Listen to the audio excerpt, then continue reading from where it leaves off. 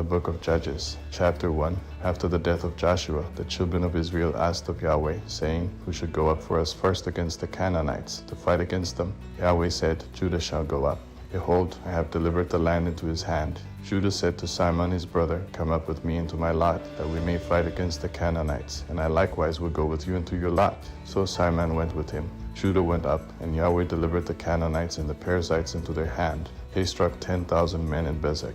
They found Adoni-Bezek in Bezek, and they fought against him. They struck the Canaanites and the Perizzites, but Adoni-Bezek fled. They pursued him, caught him, and cut off his thumbs and his big toes. Adoni-Bezek said, 70 kings, having their thumbs and their big toes cut off, scavenged under my table.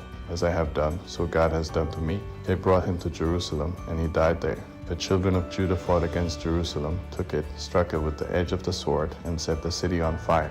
After that, the children of Judah went down to fight against the Canaanites who lived in the hill country, and in the south, and in the lowland. Judah went against the Canaanites who lived in Hebron. They struck Sheshai, Ahiman, and Talmai. From there he went against the inhabitants of Debir.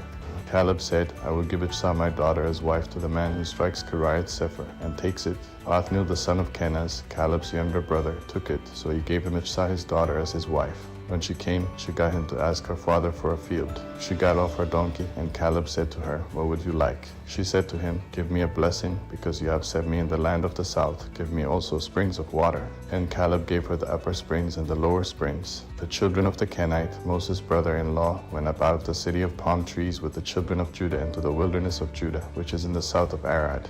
And they went and lived with the people. Judah went with Simon his brother, and they struck the Canaanites who inhabited Sephat, and utterly destroyed it. The name of the city was called Hormah. Also Judah took Gaza with its border, and Ashkelon with its border, and Ekron with its border. Yahweh was with Judah, and drove out the inhabitants of the hill country, for he could not drive out the inhabitants of the valley, because they had chariots of iron. They gave Hebron to Caleb, as Moses had said, and he drove the 3 sons of Anak out of there. The children of Benjamin didn't drive out the Jebusites who inhabited Jerusalem, but the Jebusites dwell with the children of Benjamin in Jerusalem to this day. The house of Joseph also went up against Bethel, and Yahweh was with them. The house of Joseph sent to spy out Bethel.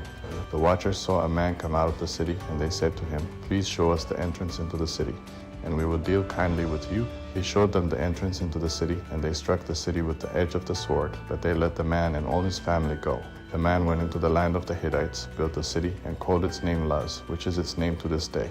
Manasseh didn't drive out the inhabitants of Beth-shean and its towns, nor Taanach and its towns, nor the inhabitants of Dor and its towns, nor the inhabitants of Ibleam and its towns, nor the inhabitants of Megiddo and its towns, but the Canaanites would dwell in that land. When Israel had grown strong, they put the Canaanites to forced labor, and didn't utterly drive them out. Ephraim didn't drive out the Canaanites who lived in Jezer, but the Canaanites lived in Jezer among them. Zebulun didn't drive out the inhabitants of Kitron, nor the inhabitants of Nahalol, but the Canaanites lived among them, and became subject to forced labor. Asher didn't drive out the inhabitants of Akko, nor the inhabitants of Sidon, nor of Alab, nor of Ichzib, nor of Helbeh, nor of Aphik, nor of Rehob. But the Asherites lived among the Canaanites, the inhabitants of the land, for they didn't drive them out. Naphtali didn't drive out the inhabitants of Beth-Shemesh, nor the inhabitants of Beth-Anath, but he lived among the Canaanites, the inhabitants of the land. Nevertheless, the inhabitants of Beth-Shemesh and of Beth-Anath became subject to forced labor. The Amorites forced the children of Dan into the hill country, for they would not allow them to come down to the valley.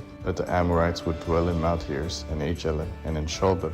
Yet the hand of the house of Joseph prevailed, so that they became subject to forced labor. The border of the Amorites was from the ascent of Akrabim, from the rock and upward,